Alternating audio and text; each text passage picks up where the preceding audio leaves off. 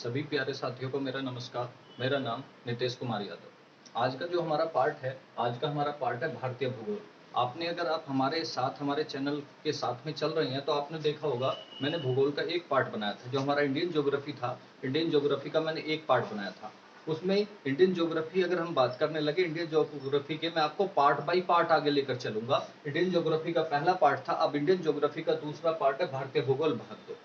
मैं उसके बारे में भी आपको, जो हमारी पहली वीडियो गई थी भारतीय भूगोल की, उसके बारे में भी इस वीडियो को साथ में लेकर चलूंगा। अभी मैं आपको सब्जेक्टिव पढ़ा रहा हूं, लेकिन आगे जब हम चलेंगे मैं आपको लाइव भी चलने जा रहा हूं। अब नेक्स्ट वीक से हमारा लाइव ही सेशन चलेगा और लाइव सेशन में हम सारे ऑब्जेक्टिव क्वेश्चनों को क्रिएट करेंगे। कहने का मतलब अगर मैं बात करने लगूं तो हम आपको डिस्क्रिप्टिव भी पढ़ाएंगे और ऑब्जेक्टिव भी पढ़ाएंगे। सब्जेक्ट भी आपके साथ होता रहेगा और ऑब्जेक्ट भी। सारी प्रॉब्लम में जिस प्रकार कभी कभी ये समस्या आ जाती है कि सर हमें तो जो है सब्जेक्टिव जो है चीजें समझना अच्छा है, लेकिन पेपर में जो क्वेश्चन आते हैं वो तो ऑब्जेक्टिव आते हैं। तो किसी भी प्रकार की समस्या की आवश्यकता नहीं है, हम सब्जेक्टिव भी लेकर चलेंगे और ऑब्जेक्टिव भी लेकर चलेंगे। आइए अब हम अपने पॉइंट पर आते हैं। आज का हमारा टॉपिक है भारतीय भूगोल, भारतीय भूगोल का भाग 2। इसको शुरू करने से पहले मैं आपका, जो हमारी पहली वीडियो में अगर आपको उसको देखना है तो हमारे आप चैनल पर जाइए ओम स्टडी क्लासेस पे और आप भारतीय भूगोल का पार्ट 1 भी देख सकते हैं। फिर ये आपका पार्ट 2 हम साथ के, जब ये कंप्लीट हो जाएगा तो हम सारे को एक साथ इनबिल्ड करेंगे, सारे को एक साथ कंप्लीट करेंगे और उसके जितने भी ऑब्जेक्टिव क्वेश्चन होंगे आपके सामने क्रिएट करेंगे। बिल्कुल गलत नहीं होगा, बिल्कुल सही होगा, पेपर में पूरा का पूरा मिलेगा। ये हमारी रिस्पॉन्सिबिलिटी है, आप हम पर विश्वास रखिए। अगर हम बात करने लगे, पहले हमारा हुआ था कि हम, जो हमारा इंडिया है, इंडिया की लोकेशन का है उसके बारे में जानने के लिए, तो सबसे पहले हमने पढ़ा था अक्षांश रेखाएं, लेटीट्यूड लाइन। फिर हमने पढ़ा था देशांतर रेखाएं, मतलब कि लॉन्गिट्यूड लाइन। अगर मैं अक्षांश रेखाओं की बात करने लगूं, अगर मैं आपसे अक्षांश रेखाओं की बात करने लगूं तो हमारे ग्लोब पर जो अक्षांश रेखाएं हैं वो है 181। आपसे पूछा जाएगा कितनी अक्षांश रेखाओं को देख सकते हैं, 179। आपसे पूछा जाएगा एक अक्षांश रेखा कितनी दूरी पर है, हर 1 डिग्री पर एक अक्षांश रेखा है। आपसे पूछा जाएगा दो अक्षांश रेखाओं के मध्य, दो अक्षांश रेखाओं के बीच में कितने किलोमीटर की दूरी होती है, 111 किलोमीटर। फिर आता था हमारा देशांतर। अगर मैं देशांतर रेखाओं की बात करने लगूं तो हमारे ग्लोब पर कुल देशांतर रेखाएं होती हैं 360। अगर हम बात करने लगे एक देशांतर रेखा कितने डिग्री पर है, तो एक देशांतर रेखा 1 डिग्री पर है। आपसे पूछा जाएगा, नेक्स्ट हमारी कंडीशन होती है 0 डिग्री देशांतर लंदन के ग्रीनविच शहर से होकर गुजरती है, जिसको जीएमटी बोलते हैं, ग्रीनविच मीन टाइम, जिसे अंतरराष्ट्रीय मानक समय रेखा भी कहा जाता है। कहने का मतलब इंटरनेशनल मीन टाइम कहां से गुजरती है, लंदन के ग्रीनविच से होकर गुजरती है। आपसे पूछा जाएगा दो देशांतर रेखाओं के बीच में कितनी, ये मैं आपको ऑब्जेक्टिव भी कर रहा हूं और ये मैं आपको आगे चल के हमारी वीडियो आएगी ऑब्जेक्टिव की, वो राइटिंग में भी दूंगा, तो पूरा का पूरा क्लियर होगा, किसी भी प्रकार की समस्या आपके सामने नहीं आएगी और पूरा पेपर में मिलेगा। अगर हम बात करने लगे, आपसे पूछा जा रहा था दो देशांतर रेखाओं के बीच में दूरी कितनी होती है, तो 111.32 किलोमीटर, कहने का मतलब 111.32 किलोमीटर। नेक्स्ट हमारी कंडीशन आती है, मैंने आपको बताया था भारत की भौगोलिक स्थिति। आपने देखा होगा किसी भी particular any type of A part, अगर कोई भी भाग है, कोई भी पार्ट है, उसके पर्टिकुलर 4 कोने होते हैं। अगर वो चतुर्भुज है तो 4 हैं, अगर वो ट्रायंगल है, त्रिभुज है तो 3 है, अगर वो पंचभुज है तो 5 है, अगर षष्ठभुज है तो 6 है। अगर हम बात करने लगे, जो हमारा इंडिया है, इंडिया क्या है, चतुष्कोणीय है। इंडिया में 4 कोने हैं, नॉर्थ, साउथ, ईस्ट और वेस्ट। अगर हम बात करने लगे, आपसे पूछा जाएगा, इसलिए इंडिया को क्या, भारत को क्या कहा जाता है, भारत की भौगोलिक स्थिति कैसी है, चतुष्कोणीय। आपसे पूछा जाएगा भारत है कहां, आप हमारी पहली वीडियो देखोगे तो मैंने विद डायग्राम उसको आपके सामने कैलकुलेट किया था, आप उसको देखिए हमारे लिंक पर जाकर, तो आपको पूरा समझ में आएगा। मैं ये ऑब्जेक्टिव क्रिएट कर रहा हूं तो आपको ये भी क्लियर होता रहेगा, आप सुनते रहिए, सुनने से भी चीजें याद हो जाती हैं। अगर हम बात करने लगे, नेक्स्ट हमारी कंडीशन आती है, जब हम बात कर रहे थे अक्षांश रेखाओं के बारे में बात करा, देशांतर रेखाओं के बारे में बात करा और भारत की भौगोलिक स्थिति, भारत चतुष्कोणीय है। फिर भारत कौन से गोलार्ध में है, उत्तर, उत्तर के भी कौन से में, ईस्ट या वेस्ट, पूर्व या पश्चिम, तो पूर्व में, तो भारत कहां है, पूर्वोत्तर। भारत की स्थिति कहां है, पूर्वोत्तर में है। हमारे ग्लोब के किस हिस्से में है, उत्तर और पूर्वी, उत्तरी पूर्वी गोलार्ध में स्थित है। आपसे पूछा जाएगा, ये बताइए जो भारत है वो किन अक्षांश रेखाओं के मध्य स्थित है, डिग्री 4 से 8 डिग्री 4 to 37 डिग्री 6, 8 डिग्री 4 से 37 डिग्री 6 के मध्य है। जो भारत का देशांतरीय विस्तार है वो कितना है, 68 डिग्री 7 से 97 डिग्री 25। आपने देखा होगा। अगर मैं बात करने लगूं, आपसे पूछा जाएगा भारत का उत्तर से दक्षिण तक का कुल विस्तार 3214 किलोमीटर, 3214 किलोमीटर। आपसे पूछा जाएगा भारत का पूरब से पश्चिम तक का कुल विस्तार कितना है, 2933 किलोमीटर, 2933 किलोमीटर। आपसे पूछा जाएगा भारत का सबसे उत्तरी बिंदु इंदिरा कोल, जो जम्मू कश्मीर राज्य में स्थित है। भारत का सबसे दक्षिणतम बिंदु इंदिरा पॉइंट, जो कहां पर है, निकोबार द्वीप समूह में है। और इंदिरा पॉइंट को पिगमेलियन पॉइंट के नाम से भी जाना जाता है। आपसे पूछा जाएगा भारत का सबसे पूर्वी बिंदु वालांगू या किविथु है, जो अरुणाचल प्रदेश राज्य में स्थित है। भारत का सबसे पश्चिमी बिंदु, अगर हम बात करने लगे अपने वेस्ट पॉइंट की बात करने लगे, तो भारत का सबसे पश्चिमी बिंदु है सरक्रीक, जो गुजरात में। आपसे पूछा जाएगा गुजरात में भी कहां, समझ रहे हो ना, गुजरात में कहा, गुजरात में कच्छ के रण में स्थित है। गुजरात में कहा भाई, कच्छ के रण में। तो गुजरात में कच्छ के रण में स्थित है। अगर हम बात करने लगे, नेक्स्ट हमारी कंडीशन आती है, आपसे पूछा जाएगा भारत की भौगोलिक स्थिति के बारे में बात कर रहे थे, भारत का टोटल एरिया कितना है, इंडिया टोटल एरिया। आपसे पूछा जाएगा भारत का कुल क्षेत्रफल 32,87,263 वर्ग किलोमीटर, 32,87,263 स्क्वायर किलोमीटर। आपसे पूछा जाएगा भारत की स्थलीय सीमा की लंबाई किलोमीटर, भारत की कुल तटीय सीमा की लंबाई 6100 किलोमीटर, भारत के द्वीपों को मिलाकर तटीय सीमा की लंबाई 7516.6 किलोमीटर, 7516.6 किलोमीटर। तो आपने देखा होगा, हमने यहां तक जो हमारा इंडिया है, जो भारत है, इसकी स्थिति के बारे में जाना था। मैं आगे का पार्ट अब कंटिन्यू करता हूं। आइए, अगर हम बात करने लगे, आपसे पूछा जाएगा, ये बताइए 2011 की जनगणना, आपने देखा होगा 2011 की जनगणना के अनुसार, अगर मैं जनगणना की बात करने लगूं, आपसे पूछा जाएगा सबसे पहले अनौपचारिक जनगणना लॉर्ड मेयो के शासनकाल में सन 1872 ईस्वी में हुई। पहली बार स्थायी जनगणना की शुरुआत सन 1881 ईस्वी में लॉर्ड कर्जन के शासनकाल में हुई। कई बार आपसे पेपर में पूछा गया है ये क्वेश्चन, जो मैं आपके सामने रिपीट कर रहा हूं, कई बार एग्जाम में पूछे गए क्वेश्चन है। तो भारत में 1872 लॉर्ड मेयो, 1881 लॉर्ड कर्जन। इसके पश्चात क्या हुआ, जब स्थायी जनगणना हो गई तो प्रत्येक 10 वर्ष के अंतराल पर जनगणना की शुरुआत होने लगी और हमारी 2011 की जनगणना हुई। अब हम ज्योग्राफी का पार्ट पढ़ रहे हैं, तो इसी के बारे में जानेंगे। 2011 की जनगणना के अनुसार भारत की कुल जनसंख्या कितनी थी। 2011 की जनगणना के अनुसार भारत की कुल जनसंख्या 121.02 करोड़। 2011 की जनगणना के अनुसार भारत की कुल जनसंख्या 121.02 करोड़।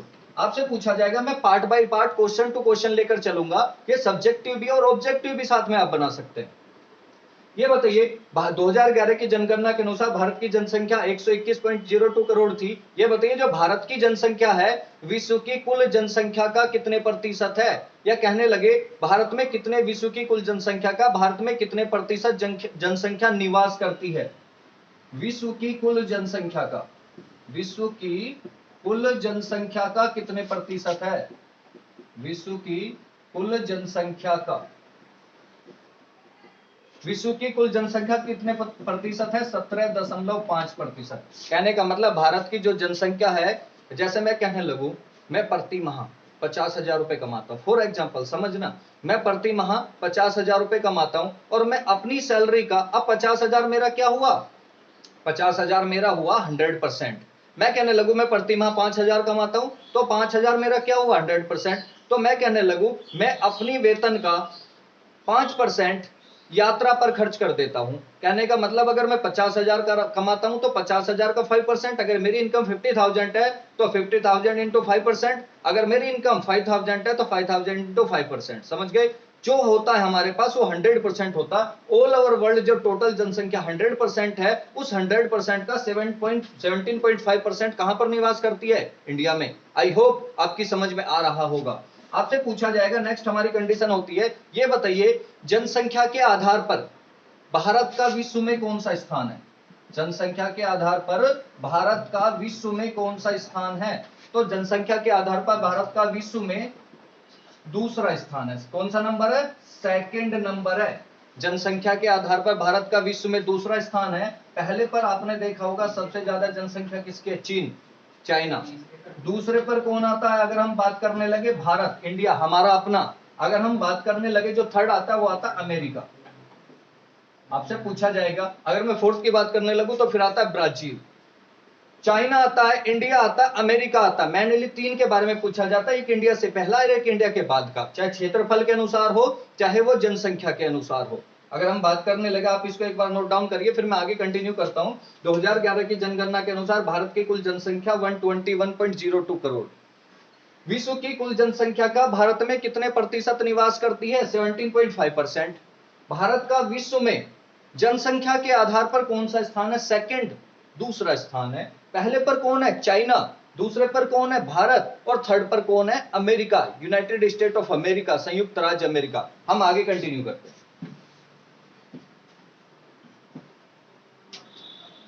आइए, अगर हम बात करने लगे, हमारी नेक्स्ट कंडीशन आती है, ये बताइए क्षेत्रफल। अगर मैं बोलने लगूं टोटल 100% एरिया है ऑल ओवर वर्ल्ड का, कितना एरिया? 100% एरिया। इस 100% एरिया में भारत को कितना हिस्सा मिला है? समझ गए? तो विश्व के कुल क्षेत्रफल का, विश्व के कुल क्षेत्रफल का, विश्व के कुल क्षेत्रफल का भारत के पास कितना है? तो भारत का हिस्सा है 2.42%। या भाव से पूछा जाएगा विश्व के कुल क्षेत्रफल का भारत में कितने प्रतिशत क्षेत्रफल है? 2.42%। आपसे पूछा जाएगा ये बताइए क्षेत्रफल के अनुसार। नेक्स्ट हमारा कंडीशन आती है क्षेत्रफल के अनुसार। क्षेत्रफल के अनुसार भारत का विश्व में कौन सा स्थान है? क्षेत्रफल के अनुसार भारत का विश्व में कौन सा स्थान है भाई? 7, सातवां। क्षेत्रफल के अनुसार भारत का विश्व में 7वां स्थान है। कभी कभी आपसे क्या पूछेगा, इससे आने वाली पहली 6 कंट्री भी पूछ सकता है, 7वां तो इंडिया ही। आपसे पहला अगर मैं नंबरिंग की बात करने लगूं तो पहला हमारा आता है रूस, दूसरा हमारा आता है कनाडा, तीसरा हमारा आता है चीन, चौथा आता है अमेरिका, फिर आता है ब्राजील, फिर आता है ऑस्ट्रेलिया। रूस, कनाडा, चीन, अमेरिका, ब्राजील, ऑस्ट्रेलिया। अब हमारा अपना कौन सा? भारत। अगर मैं 8वीं की बात करने लगूं, क्योंकि कभी कभी वो क्या काम करेगा, इंडिया से बाद वाले पर ज्यादा फोकस करता है। ये तो है पता सबको, लेकिन वो उसको पूछेगा जो पता नहीं है, क्योंकि एग्जामिनर बहुत चालाक है। तो इसके बाद आता है अर्जेंटीना। इसके बाद कौन सा आता है? अर्जेंटीना। अर्जेंटीना की एक स्पेशलिटी है, आपसे पूछा जाएगा। इसके बाद हमारा कौन सा आता है? इसके बाद आता है, अगर मैं आपको दिख नहीं रहा होगा, मैं ये यहां लिखता हूं अर्जेंटीना। आपसे पूछा जाएगा अर्जेंटीना की स्पेशलिटी क्या है? विश्व का सबसे बड़ा मांस निर्यातक देश कौन सा है? अर्जेंटीना। रूस, कनाडा, चीन, अमेरिका, ब्राजील, ऑस्ट्रेलिया, भारत और अर्जेंटीना। आई होप आपको समझ में आ रहा होगा। आइए हम आगे कंटिन्यू करते हैं। जब आपसे पूछा जाएगा, हमारा थर्ड पॉइंट आता है, जब हम अपने थर्ड पॉइंट की बात करेंगे, ये बताइए जो 82.5 डिग्री, समझ रहे हो ना, 82.5 डिग्री जो भारतीय मानक समय रेखा है, 82.5 डिग्री पूर्वी देशांतर, 82.5 डिग्री पूर्वी देशांतर जो भारत की मानक समय रेखा है, भारत की मानक समय रेखा, कहने का मतलब एवरी कंट्री, प्रत्येक देश अपने अनुसार अपने देश का समय निर्धारित कर सकता है। तो भारत का मानक समय कितना? 82.5 डिग्री पूर्वी देशांतर है, जो इलाहाबाद के नैनी, या कभी आपको मिलेगा मिर्जापुर, जो इलाहाबाद के नैनी या मिर्जापुर से होकर गुजरती है। 82.5 डिग्री पूर्वी देशांतर रेखा है जो भारत का मानक समय, कहने भारतीय मानक समय निर्धारित करती है। और ये कहां से गुजरती है? इलाहाबाद के नैनी या मिर्जापुर से होकर गुजरती है। आपसे पूछा जाएगा, अगर हम बात करने लगे, ये बताइए कि जो 82.5 डिग्री पूर्वी देशांतर है, ये भारत के कितने राज्यों से होकर जाती है? तो आपसे पूछा जाएगा 82.5 डिग्री पूर्वी देशांतर, 82.5 डिग्री पूर्वी देशांतर रेखा भारत के 5 राज्यों से होकर जाती है। 82.5 डिग्री पूर्वी देशांतर रेखा भारत के कितने राज्यों से होकर जाती है भाई? 5 राज्यों से होकर जाती है। अगर मैं बात करने लगूं, पहला हमारा आता है उत्तर प्रदेश, फिर आता है मध्य प्रदेश, फिर आता आंध्र प्रदेश, फिर आता है छत्तीसगढ़ और फिर आता है उड़ीसा। वे 5 राज्य हैं कौन से, उसके बारे में आपसे जाना जाएगा। एक आता है उत्तर प्रदेश, दूसरा आता है मध्य प्रदेश, आप इसको देखिए, दूसरा कौन सा आता है हमारा, दूसरा आता मध्य प्रदेश, तीसरा आता है आंध्र प्रदेश, तीसरा हमारा कौन सा आता है भाई, आंध्र प्रदेश, आपको दिख रहा होगा। चौथा आता है, अगर हम फोर्थ की बात करने लगे, छत्तीसगढ़, फोर्थ हमारा कौन सा है, छत्तीसगढ़, और फिफ्थ हमारा कौन सा, उड़ीसा। कहने का मतलब 82.5 डिग्री पूर्वी देशांतर रेखा भारत के 5 राज्यों से होकर गुजरती है, जिसको उत्तर प्रदेश, मध्य प्रदेश, आंध्र प्रदेश, छत्तीसगढ़ और उड़ीसा। आई होप आपकी ये समझ में आ रहा होगा। आप इसको दोबारा देखिए, मैं आगे कंटिन्यू करता हूं। अगर मैं आपको मैप में प्रकाशित करने की कोशिश करूं इस चीज को, तो आपसे पूछा जाएगा ये हमारी रेखा कहां से होकर जाती है। तो ये जो हमारी 82.5 डिग्री पूर्वी देशांतर रेखा है, ये हमारी ऐसे होकर जाती है। ये उत्तर प्रदेश है, ये मध्य प्रदेश है। अगर मैं बात करने लगूं, फिर हमारे यहां से ऐसे तिरछे होकर चली जाती है, जिसको क्या बोलते हैं, आंध्र प्रदेश है, आगे छत्तीसगढ़ है और फिर उड़ीसा। ये उत्तर प्रदेश, ये हमारा उत्तर प्रदेश है, मध्य प्रदेश है, ये छत्तीसगढ़ है, ये उड़ीसा है और आंध्र प्रदेश का ऐसे ये छोटा सा हिस्सा यहां से सट कर जाता है। ऐसे उत्तर प्रदेश है, मध्य प्रदेश है, छत्तीसगढ़ है, उड़ीसा है और आंध्र प्रदेश है। ऐसे भारतीय मानक समय रेखा ऊपर से ऐसे निकल जाती है। क्यों, मैंने आपको देशांतर रेखाओं के बारे में बताया था। अब मैं आपको एक हल्का सा पॉइंट और समझा देता हूं, छोटा सा पॉइंट और समझा देता हूं, जो आपकी समझ में आसानी से आ जाएगा। वैसे तो मैं वर्ल्ड जब पढ़ाऊंगा, वर्ल्ड ज्योग्राफी, उसके बारे में सारा बताऊंगा, पर मैं हल्का सा पॉइंट है जो आपको पता लग जाएगा। आपको यह भी पता लगेगा कि भारत का जो समय है वो लंदन के समय से कितना आगे है, 5.5 घंटे आगे भी है। क्यों, ये भी तो पता होना चाहिए ना डिटेल्ड में। अगर हम डेस्क्रिप्टिव पढ़ रहे हैं, तो डेस्क्रिप्टिव पढ़ने का मतलब है चीजों को समझना। अगर मैं बात करने लगूं, आप चीजों को समझकर चल रहे हैं तो लंबे समय तक याद रहेगा। एक बार पढ़िए, लेकिन समझकर पढ़िए। ऑब्जेक्टिव पढ़ते जाइए। ऑब्जेक्टिव सिर्फ जब पढ़ना है एग्जाम को क्रैक करने के लिए। अगर मैं बात करने लगूं, क्रैक भी जब ही होगा जब आप सब्जेक्टिव पढ़ोगे, क्योंकि अगर आपने सब्जेक्टिव पढ़ लिया तो ऑब्जेक्ट तो आप खुद बना दोगे। अगर आप ऑब्जेक्टिव रटोगे तो आप कुछ समय में, 10 दिन 20 दिन में भूल जाओगे। अगर आप सब्जेक्टिव पढ़कर जा रहे हैं, उसके बाद ऑब्जेक्टिव क्रिएट कर रहे हैं, तो फिर आपको बिल्कुल भी गलत होने का चांस नहीं है। तो मैं आपको सब्जेक्टिव भी पढ़ाऊंगा और ऑब्जेक्टिव भी पढ़ाऊंगा। आइए मैं आगे कंटिन्यू करता हूं।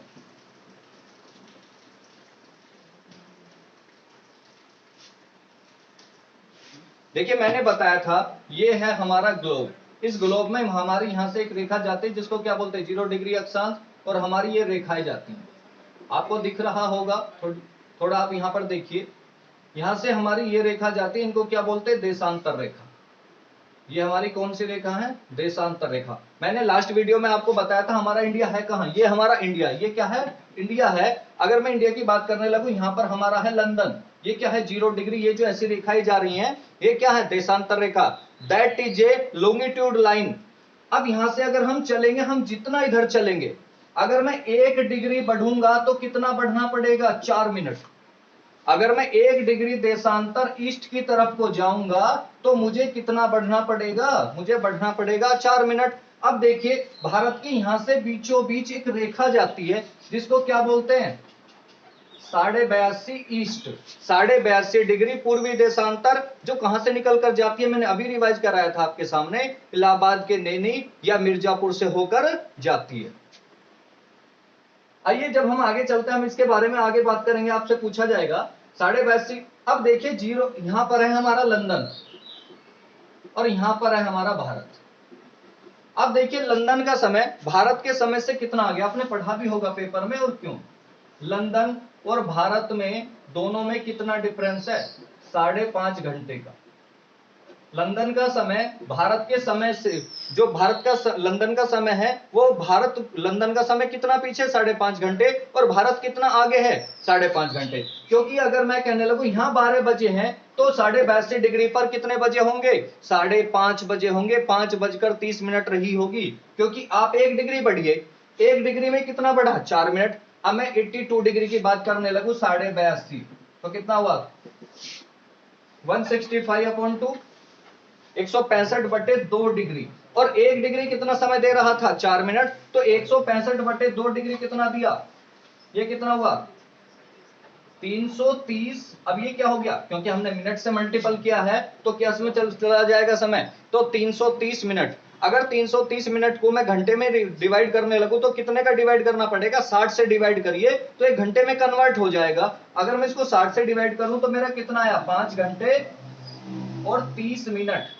मेरा कितना समय आया, 5 घंटे और 30 मिनट। अब आपको पता लग गया होगा कि भारत से समय, लंदन का समय, ये जो हमारे घंटे का वो आया कैसे।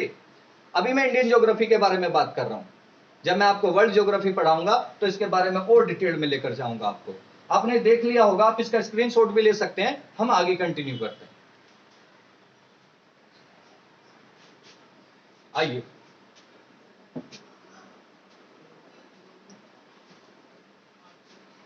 अगर हम बात करने लगे, आगे हमारे कुछ ऑब्जेक्टिव क्वेश्चन क्रिएट होते हैं।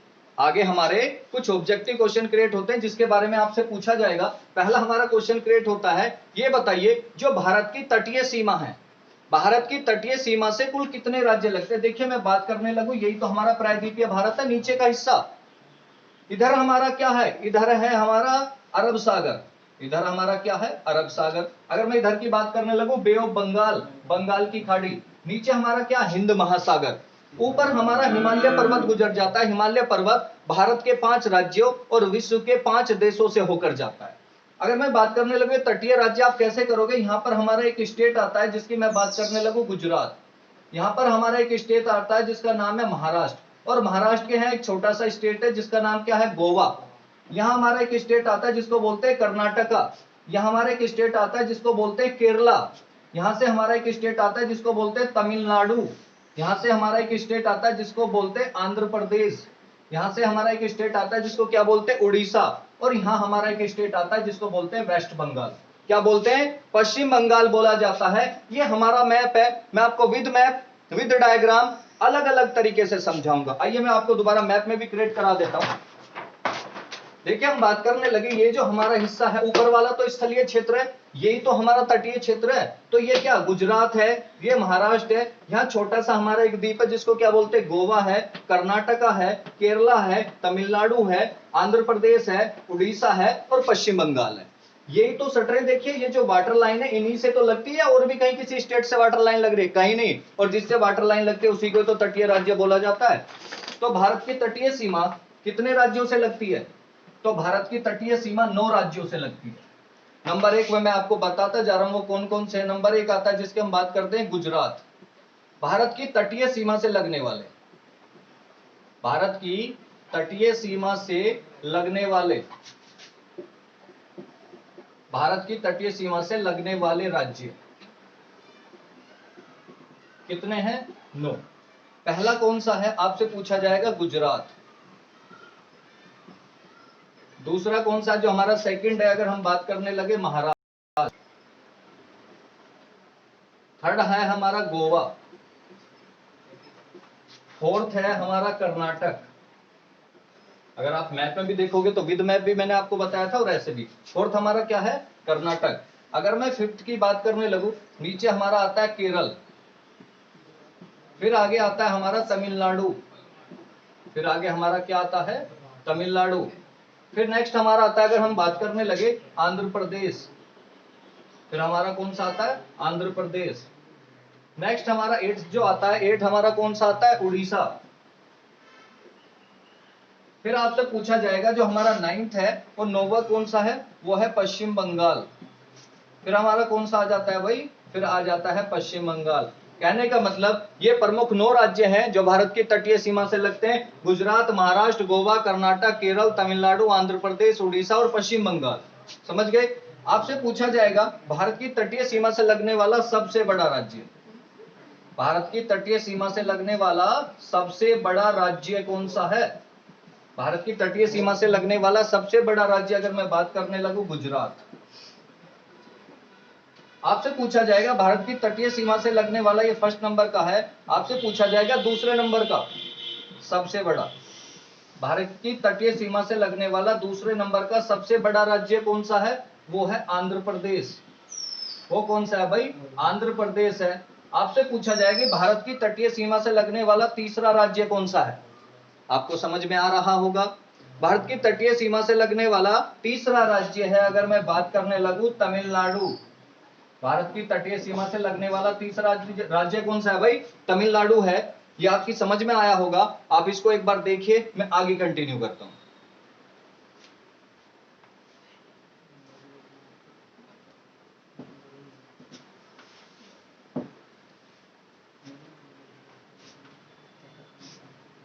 अब यहां से हमारे कुछ ऑब्जेक्टिव क्वेश्चन क्रिएट होते हैं जिनके बारे में आपसे पूछा जाएगा। पहला हमारा क्वेश्चन क्रिएट होता है, ये बताइए भारत का सबसे बड़ा नगरीकृत राज्य। भारत का सबसे बड़ा नगरीकृत राज्य। आप नगरीकृत राज्यों के बारे में समझ रहे हैं क्या? नगरीकृत राज्य किसको कहते हैं? कहने का मतलब ऐसा राज्य जिसकी ज्यादा से ज्यादा जनसंख्या अधिक नगरों में, शहरों में निवास करती है, उसे भारत का सबसे बड़ा नगरीकृत राज्य कहा जाता है। उसे भारत का सबसे बड़ा नगरीकृत राज्य कहा जाता है। समझ रहे हो? आपसे पूछा जाएगा भारत का सबसे बड़ा नगरीकृत राज्य है गोवा। कौन सा भाई? आपसे पूछा जाएगा भारत का सबसे छोटा, ये क्या हो गया? बड़ा। भारत का सबसे छोटा नगरीकृत राज्य, भारत का सबसे छोटा नगरीकृत राज्य कौन सा है?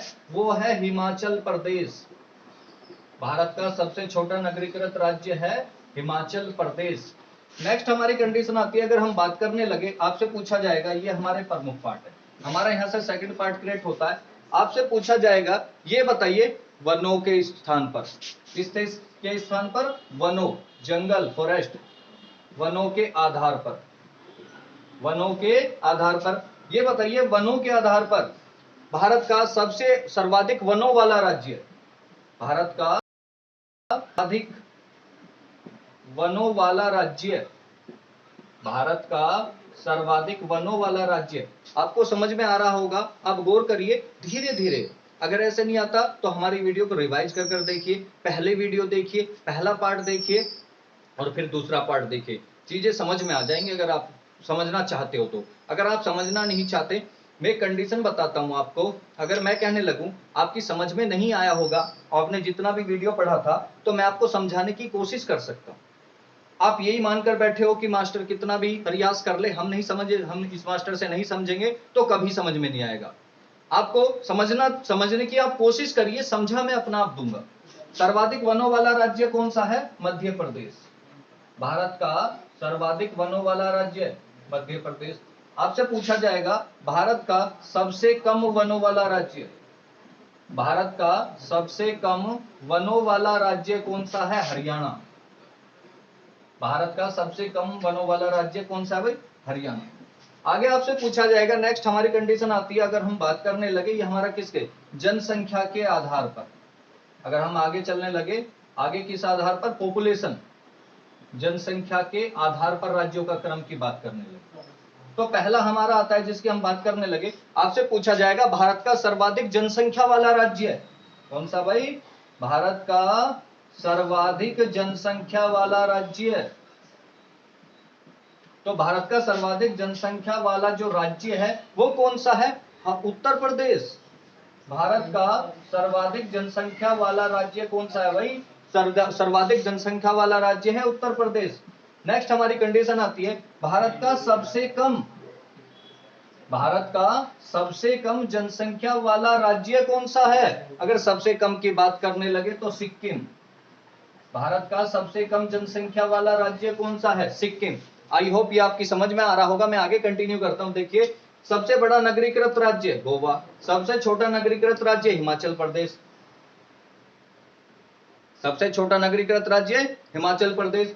वनों के आधार पर सर्वाधिक वनों वाला राज्य मध्य प्रदेश, सबसे कम वनों वाला राज्य हरियाणा, सर्वाधिक जनसंख्या वाला राज्य उत्तर प्रदेश, सबसे कम जनसंख्या वाला राज्य कौन सा है? सिक्किम। आ रहा है समझ में? धीरे धीरे आ जाएगा। आगे कंटिन्यू करते हैं। इसको आप स्क्रीनशॉट ले सकते हैं और नोट डाउन भी कर सकते हैं। और मेरी वीडियो को पढ़ने से पहले अपने पास एक नोटबुक और एक पेन रखिए। जो जो चीजें आपको इंपोर्टेंट लगे, या every part of the GS के पार्ट को पढ़ने के लिए आपको छोटा सा प्रयास करना है। याद कैसे नहीं होता वो मैं बताऊंगा, चीजें आसानी से याद हो जाएंगी अगर आप प्रयास करोगे थोड़ा सा, क्योंकि समझकर पढ़ो। आप क्या काम करते हो? ऑब्जेक्टिव क्वेश्चन क्रिएट करते हो, समझना नहीं चाहते चीजों को, क्योंकि जल्दबाजी है, धैर्य नहीं है। तो किसी भी चीज को आगे तक जाने के लिए आपको धैर्य होना बहुत आवश्यक है। तो आप इस चीजों को नोट डाउन करते हैं।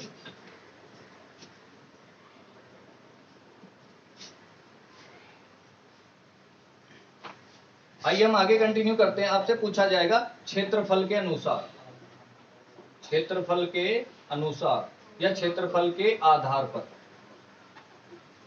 अगर मैं क्षेत्रफल के आधार की बात करने लगूं तो पहला हमारा पॉइंट क्लियर होता है। ये बताइए क्षेत्रफल के आधार पर सबसे बड़ा राज्य, क्षेत्रफल के आधार पर सबसे बड़ा राज्य कौन सा है? तो सबसे बड़ा राज्य है राजस्थान। क्षेत्रफल के आधार पर भारत का सबसे बड़ा राज्य कौन सा है? राजस्थान।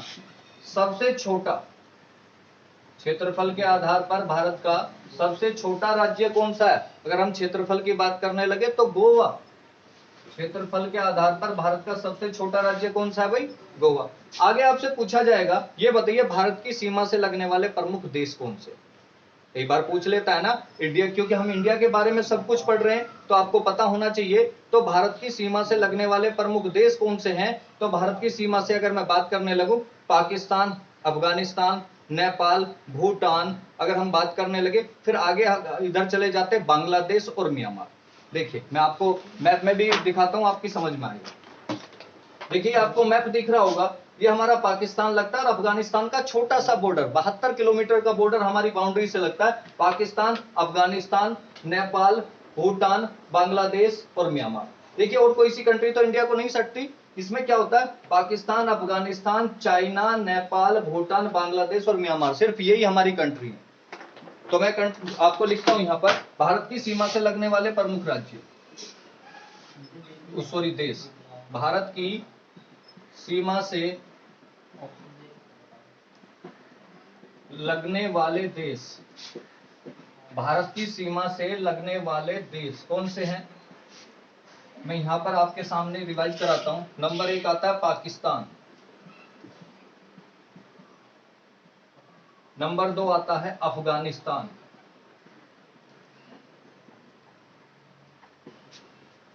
नेपाल, भूटान, चीन, पाकिस्तान, अफगानिस्तान, नेपाल, भूटान, चीन, बांग्लादेश,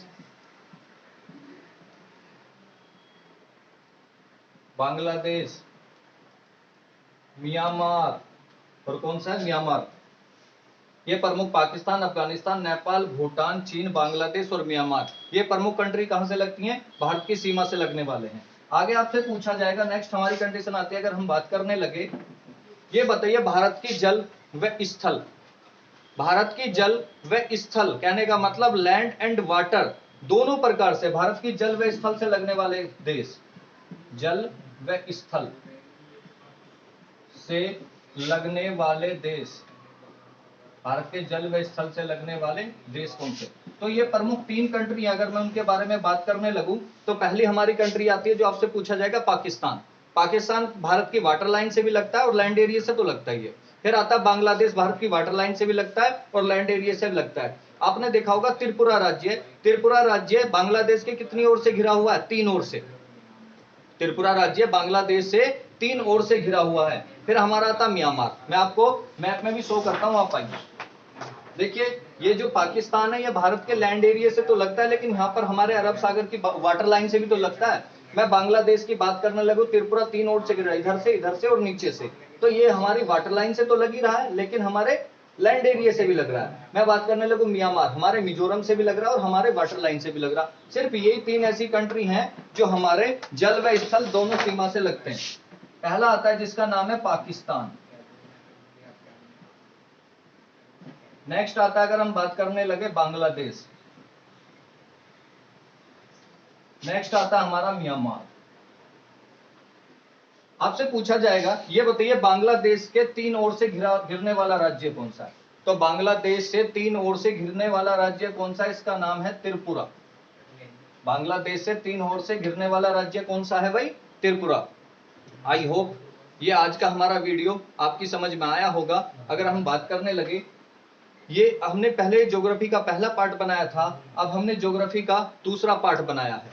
अगर ये हमने ज्योग्राफी का पहला पार्ट बनाया, अब हमने सेकंड पार्ट बनाया है। आपको ये आई होप समझ में आया होगा इस वीडियो को आप ज्यादा से ज्यादा लाइक करिए, शेयर करिए और सब्सक्राइब करिए, क्योंकि आपके सपोर्ट और सहयोग की बहुत आवश्यकता है। जो जिस प्रकार से हम आपके साथ मेहनत कर रहे हैं, इसका ज्यादा से ज्यादा हमें सब्सक्राइब होना चाहिए। आप सभी प्यारे साथियों को मेरा नमस्कार। Thank you very much.